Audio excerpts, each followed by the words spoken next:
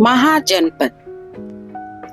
जब धीरे धीरे इन जनपदों का तेजी से विकास होने लगा, गंगा यमुना के उपजाऊ मैदान में फसलें अच्छी होती थी।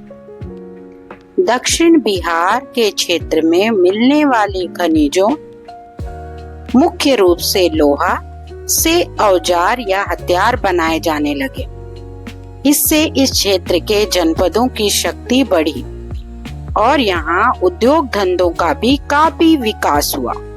उद्योग धंधों के विकास के साथ यहाँ नगर भी बसने लगे। ये अपनी ताकत और आय बढ़ाना चाहते थे। परिणाम यह हुआ कि कुछ शक्तिशाली जनपदों ने दूसरे जनपदों को जीत लिया। इन्हीं शक्तिशाली और बड़े जनपदों को महाजनपद कहा गया। 1600 ईसा पूर्व के भारत में अनेक जनपद और महाजनपदों का उदय हो चुका था। इसमें से कुछ स्वतंत्र और अन्य गणतंत्र शासन वाले थे। उस समय की बात बताने वाले ग्रंथों के अनुसार उन दिनों पूरे भारत में 16 महाजनपद थे। ये सभी महाजनपद प्रभावशील थे। इन महाजनपदों में से अंग, काशी, कौशल, मगध आदि राजतंत्र शासन की व्यवस्था थी। इस व्यवस्था में शासन राजा द्वारा किया जाता था। इसमें राजा का पद वंशानुगत होता था, अर्थात राजा के बाद उसके बड़ा बेटा राजा बनता था। लेकिन वैशाली, कपिलवस्तु आदि महाजनपदों में गणतंत्र शासन की व्यवस्था थी।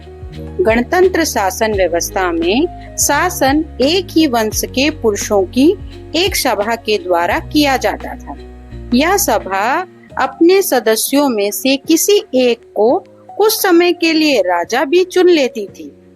राजा का यह पद वंशानुगत नहीं होता था।